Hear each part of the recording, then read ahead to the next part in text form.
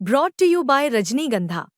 यूं ही नहीं ताज ताज बन जाता है, शिल्पकारों का हुनर और चुनिंदा संगमरमर ताज को नायाब बनाते हैं। कुछ ऐसे ही चुनिंदा जगहों से बस खास ही चुनकर लाता हूँ। कतरे कतरे को मैं हीरे सा परखता हूँ। यूं ही नहीं मैं रजनीगंधा बन जाता हूँ। तुम कब जाओगे अतिथि? आज तुम्हारे आगमन के चतुर्थ दिवस पर यह प्रश्न बार बार मन में घूम रहा है।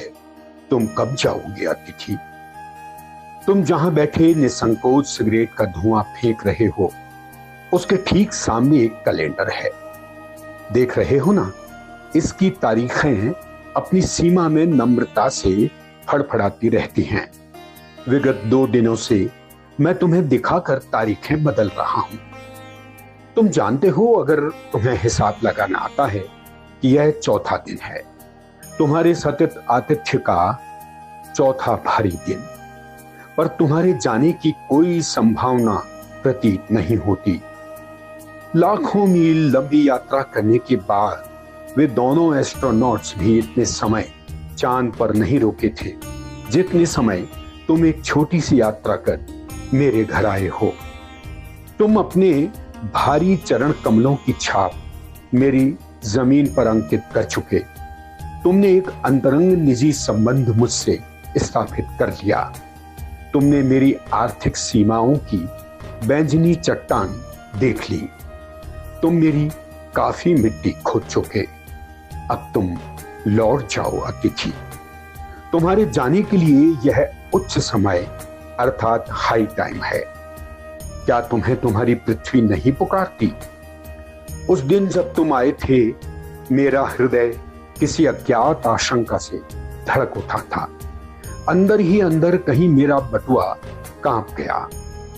उसके बावजूद एक स्नेह भीगी मुस्कुराहट के साथ मैं तुमसे गले मिला था और मेरी पत्नी ने तुम्हें सादर नमस्ते की थी। तुम्हारे सम्मान में ओ अतिथि, हमने रात के भोजन को एकाएक उच्च मध्यम वर्ग के डिनर में बदल दिया था। तुम्हें स्मरण होगा कि 2 सब्जियों और रायते के अलावा हमने मीठा भी बनाया था। इस सारे उत्साह और लगन के मूल में एक आशा थी। आशा थी कि दूसरे दिन किसी रेल से एक शानदार मेहमान नवाजी की छाप अपने हृदय में लेकर तुम चले जाओगे।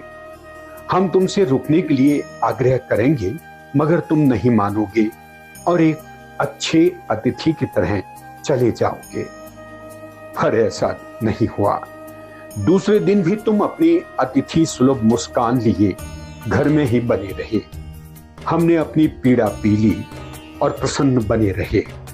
स्वागत सत्कार के जिस उच्च बिंदु पर हम तुम्हें ले जा चुके थे, वहां से नीचे उतर हमने फिर दोपहर के भोजन को लंच की गरिमा प्रदान की और रात्रि को तुम्हें सिनेमा दिखाया।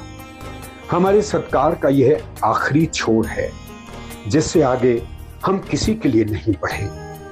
इसके तुरंत बाद भावभीनी विदाई का वह भीगा हुआ क्षण आ जाना चाहिए था, जब तुम विदा होते और हम तुम्हें स्टेशन तक छोड़ने जाते, पर तुमने ऐसा नहीं किया।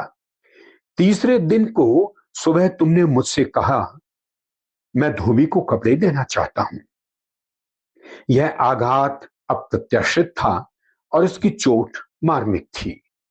तुम्हारे सामीप्य की वेला एकाएक यूं रबर की तरह खिंच जाएगी, इसका मुझे अनुमान न था।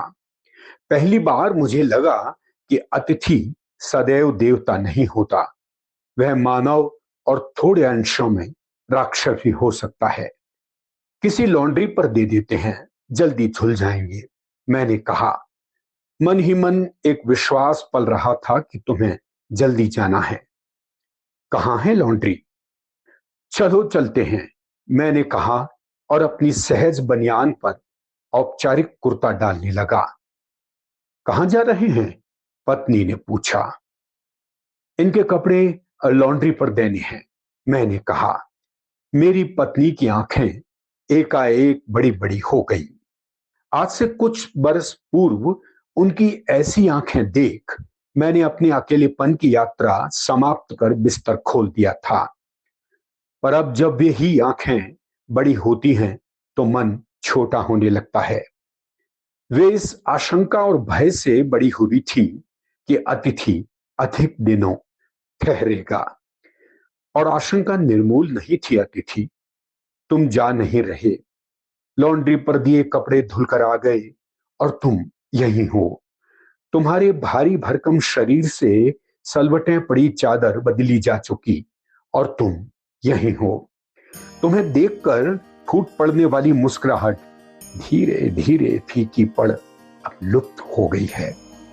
ठहाकों के रंगीन गुब्बारे जो कल तक इस कमरे के आकाश में उड़ते थे अब दिखाई नहीं पड़ते। बातचीत की उछलती हुई गेंद चर्चा के क्षेत्र के सभी कोनों से टप्पे खाकर फिर सेंटर में आकर चुप पड़ी है। अब इसे न तुम हिला रहे हो न मैं। कल से मैं उपन्यास पढ़ रहा हूं, तुम फिल्मी पत्रिका के पन्ने पलट रहे हो। शब्दों का लेन देन मिट गया और चर्चा के विषय चुप गए। परिवार, बच्चे, नौकरी, फिल्म, राजनीति, रिश्तेदारी, तबादले, पुराने दोस्त, परिवार नियोजन, महंगाई, साहित्य और यहां तक कि आंख मार मार कर हमने पुरानी प्रेमिकाओं का जिक्र भी कर लिया। और अब एक चुप्पी है। सौहार्द अब शनह शनह बोरियत में रूपांतरित हो रहा है। भावनाएं गालियों का स्वरूप ग्रहण कर रही हैं, पर तुम नहीं जा रहे। किस अदृश्य गौन से तुम्हारा व्यक्तित्व यहां चिपक गया है, मैं इस भेद को सपरिवार नहीं समझ पा रहा हूं। बार बार यह प्रश्न उठ रहा है, तुम कब जाओगे अतिथि? कल पत्नी ने धीरे से पूछा था, कब तक टिकेंगे ये? मैंने कंधे उचका दिए, क्या कह सकता हूं। मैं तो आज खिचड़ी बना रही हूं, हल्की रहेगी। बनाओ। सत्कार की ऊष्मा समाप्त हो रही थी। डिनर से चले थे, खिचड़ी पर आ गए। अभी अगर तुम अपने बिस्तर को गोलाकार रूप नहीं प्रदान करते तो हमें उपवास तक जाना होगा। तुम्हारे मेरे संबंध एक संक्रमण के दौर से गुजर रहे हैं। तुम्हारे जाने का यह चरम क्षण है। तुम जाओ ना अतिथि। तुम्हें यहां अच्छा लग रहा है ना? मैं जानता हूं दूसरों के यहां अच्छा लगता है। अगर बस चलता तो सभी लोग दूसरों के यहां रहते, पर ऐसा नहीं हो सकता। अपने घर की महत्ता के गीत इसी कारण गाए गए हैं। होम को इसी कारण स्वीट होम कहा गया है कि लोग दूसरे के होम की स्वीटनेस को काटने ना दौड़े। तुम्हें यहां अच्छा लग रहा है, पर सोचो प्रिय कि शराफत भी कोई चीज होती है और गेट आउट भी एक वाक्य होता है जो बोला जा सकता है। अपने खर्राटों से एक और रात गुंजायमान करने के बाद कल जो किरण तुम्हारे बिस्तर पर आएगी वह तुम्हारे यहां आगमन के बाद 5वें सूर्य की परिचित किरण होगी। आशा है तुम्हें चूमेगी और तुम घर लौटने का सम्मानपूर्ण निर्णय ले लोगे। मेरी सहनशीलता की वह अंतिम सुबह होगी। उसके बाद मैं स्टैंड नहीं कर सकूंगा और लड़खड़ा जाऊंगा। मेरे अतिथि, मैं जानता हूं कि अतिथि देवता है, पर आखिर मैं भी मनुष्य हूं। मैं कोई तुम्हारी तरह देवता नहीं।